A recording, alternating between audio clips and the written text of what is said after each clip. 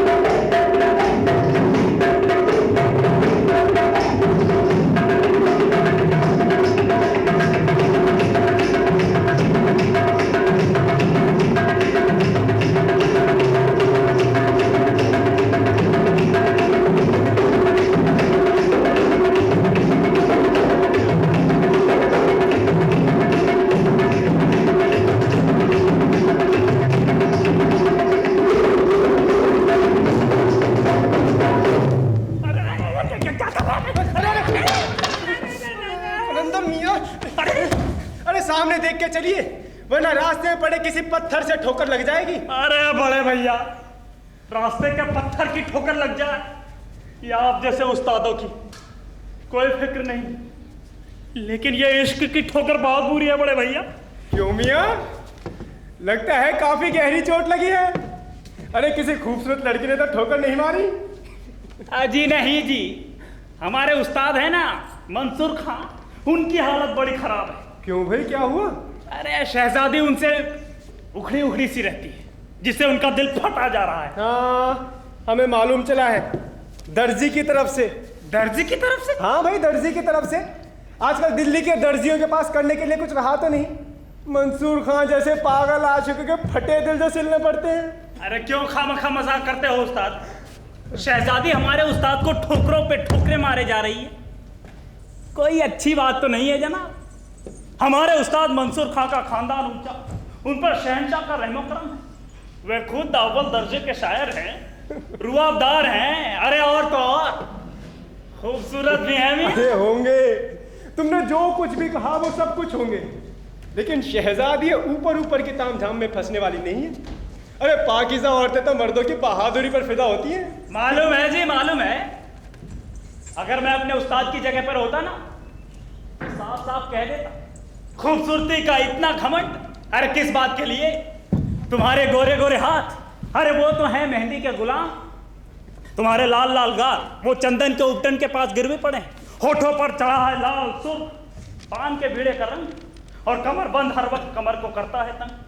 माथे पर बिंदी ने बुना है जाल, शराबी आंखों को सुरमे की तिल्ली ने कर दिया है माला माल।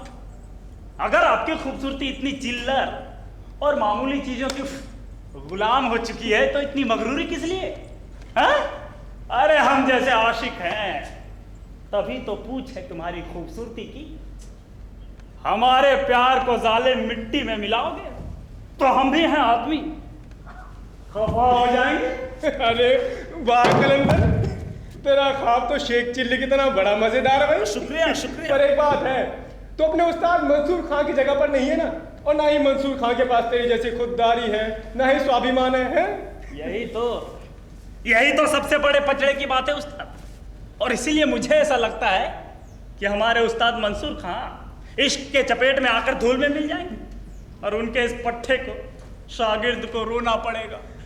हाय इश्क के गहरे बड़े बड़े मंसूर खां के इश्क का फालूदा तुम्हारे गले में इतनी दर्द भरी गजल ला सकता है, तो बेचारे मंसूर खां की क्या हालत हो रही होगी। मत पूछो भैया, मत पूछो, बहुत बुरी।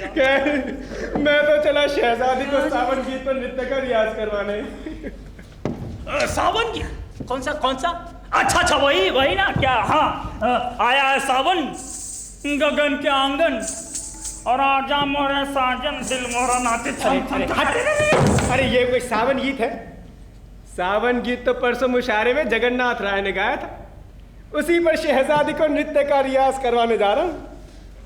आहा, क्या तो रस झरता है उस गीत में, क्या गीत लिखा है जगन्नाथ राय ने, वाह। उस्ताद आप भी कमाल करते हो।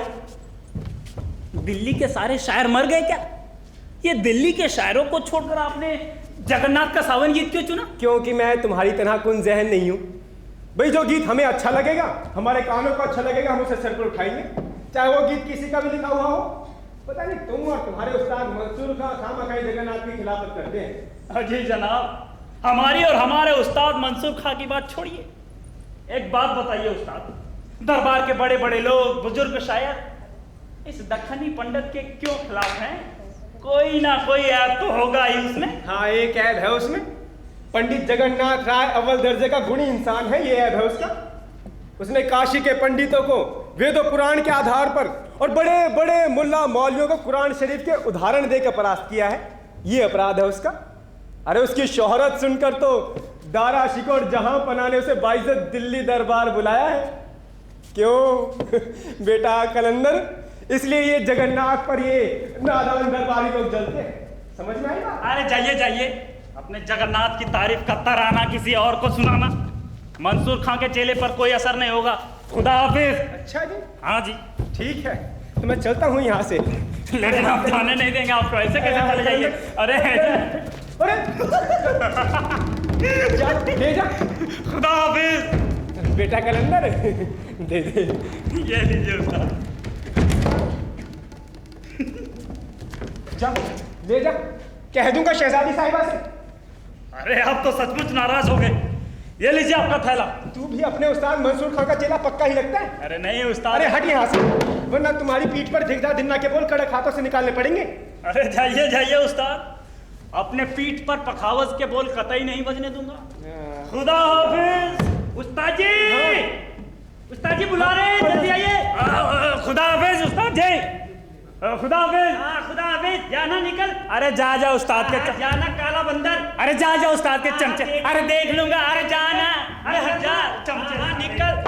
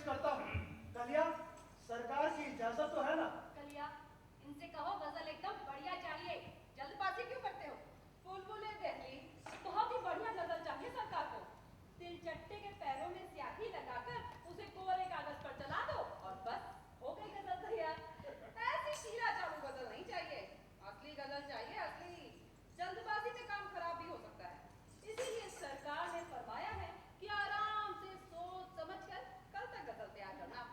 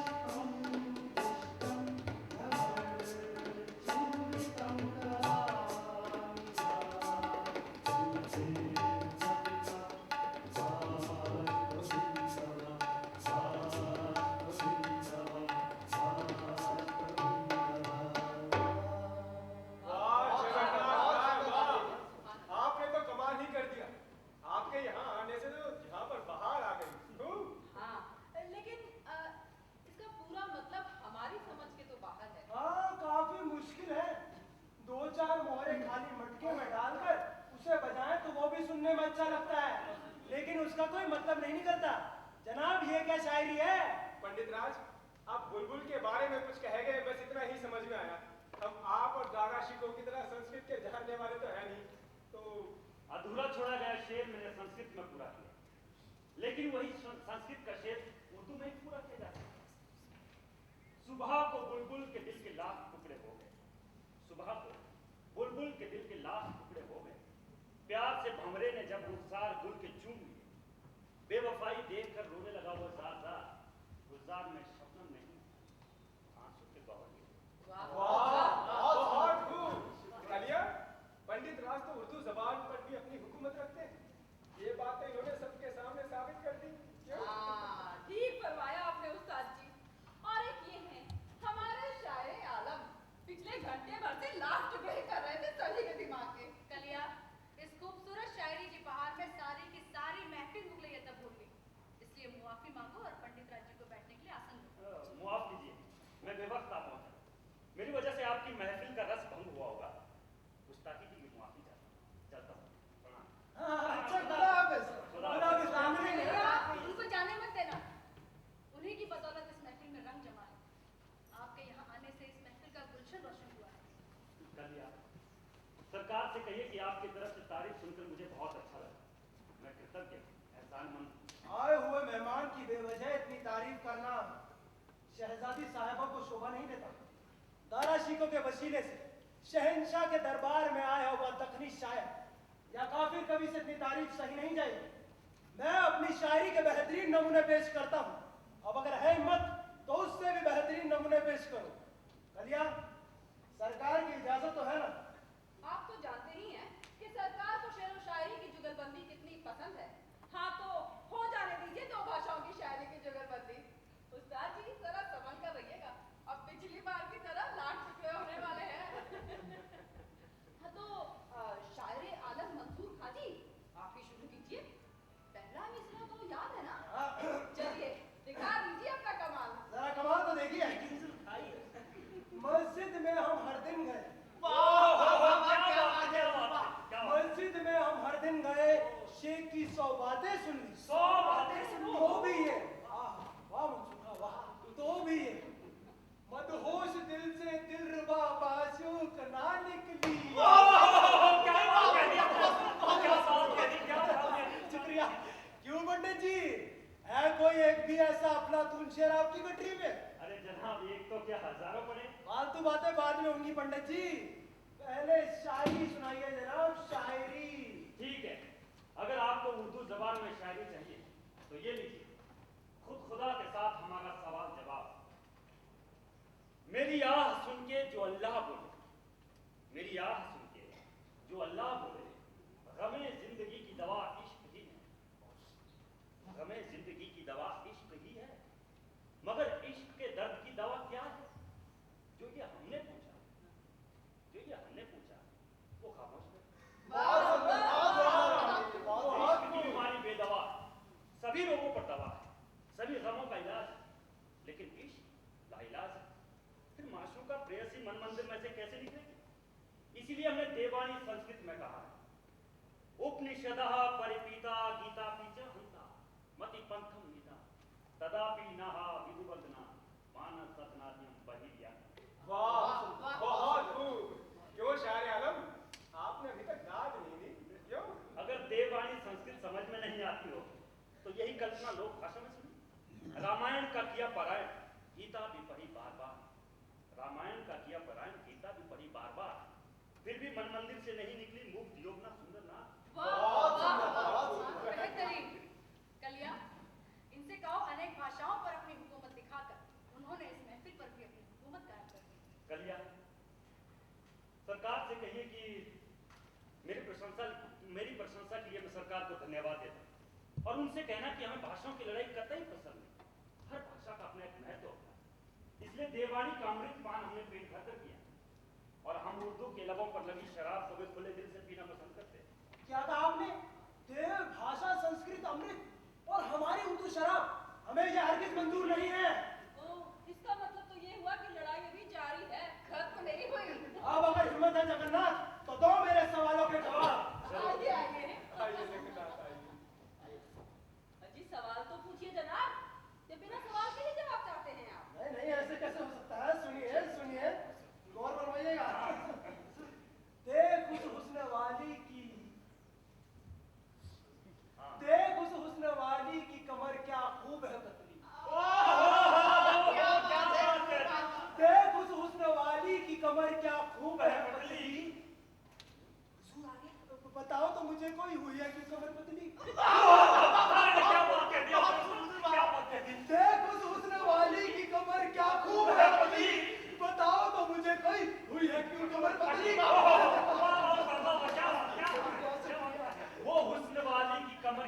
पतली? जी जनाब। वो हुस्न वाली की कमर क्यों है पतली? इस सवाल का है सीधा सा जवाब। उठाती है वजन जो चोली में है असबाब, इसलिए होती गई कमर पतली से पतली जनाब। लेकिन अभी पूरी तरह से जीत नहीं लिया है जगन्नाथ पंडित ने। शहजादी साहिबा। जगन्नाथ राय जी। मेरी ये सहेली पहेलियां पूछने में माहिर है और शेर व शायरी की भी शौकीन है। क्या आप इसकी पहेली का जवाब दे सकेंगे? जरूर, पूछिए। लिपटा रहता है औरत की कमर से हरदम, बड़े बुजुर्गों के सामने भी चिपका रहता है बेशरम। डालती हैं औरतें बाहें अपनी गले में उसके हरदम, और भूल है जाती साथ उसके अपने सारे गम। कौन है वो खुशकिस्मत, चाहेंगे जानना हम? वाह! इस पहेली का जवाब बहुत ही मुश्किल है। शायद इस पूरी महफिल में इस पहेली का जवाब सिर्फ मंसूर खान ही दे सकते हैं। जी। हाँ, तो शायर आलम दे दीजिए जवाब। हाँ। हम औरतों के सवालों के जवाब नहीं दिया करते। अब जब शायर आलम ने मना कर दिया तो हम ही देते हैं जवाब। तो सुनिए, लिपटा रहता है औरत की कमर से हरदम, बड़े बुजुर्गों के सामने भी चिपका रहता है बेशरम। डालती हैं औरतें बाहें गले में उसके हरदम, साथ उसके भूल है जाती अपने सारे गम। मटका है ये नटखट लंबी है उसकी गर्दन। वाह शायर आलम, आपने इसकी पहेली का जवाब तो दे दिया। अब हम आपसे एक सवाल करते हैं। अगर आपने उसका सही जवाब दिया तो हम आपको अपना उस्ताद बनाकर शायरी के सबक आपसे ही सीखेंगे। इससे बढ़कर इस दुनिया में और क्या हो सकता है? किसी तख्तो-ताज के मिलने से मुझे इतनी खुशी नहीं होगी जितनी आप इसे शागिर्दा के मिलने से हो। खैर, पूछिए आपका सवाल। ऐ तीन साल जुआरी, आगे उसके झुकती है दुनिया सारी। ऐ तीन साल जुआरी, आगे उसके झुकती है दुनिया सारी। कौन है वो तीन साल जुआरी, दिखा दो पंडित अपनी होशियारी। इरसाल जुआरी वो परमेश्वर, नक्षत्रों के फांसे बनाकर हम सबको प्यादे बनाकर जगदम्बा के संग जगत पट पर खेलत जुआ जगन्नाथ विश्वम्भर। इरसाल जुआरी है वो परमेश्वर, परमेश्वर, परमेश्वर।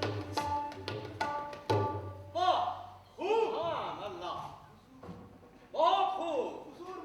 कुसूर माफ सरकार। आप कब आए पता ही नहीं चला, इसीलिए खड़ी ताजीम नहीं दे सके। माफ कीजिए अब्बाजान। क्या दिलकश शायरी की है जगन्नाथ राय। इसीलिए कहता हूँ खुले दिल से जो मांगना है वो मांग लीजिए। मुझे अपने लिए कुछ भी नहीं चाहिए सरकार। ऊपर वाले का दिया सब कुछ है मेरे पास। लेकिन हाँ हाँ कहिए, मुरब्बत में शर्माइए मत। सरकार, हमारे वाराणसी के लोगों की अर्जी विनती है सरकार के चरणों। कौन सी अर्जी?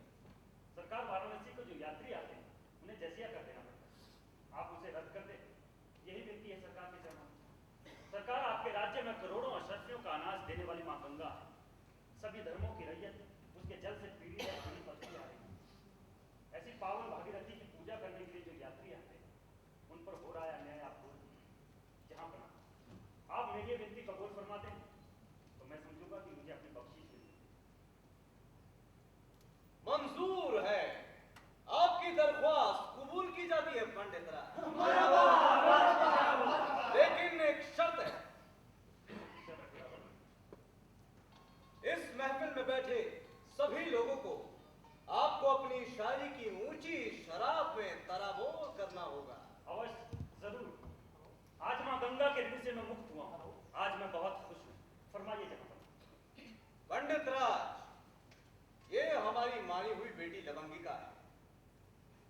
इस पर कोई फिलबंदी शेर सुनाइए। फिलबंदी शेर यानी वो आपका शीघ्र कवित्व, समझे पंडित जी? जहाँ बना शहजादी का बखान करने के लिए उनके जैसी नाजुक और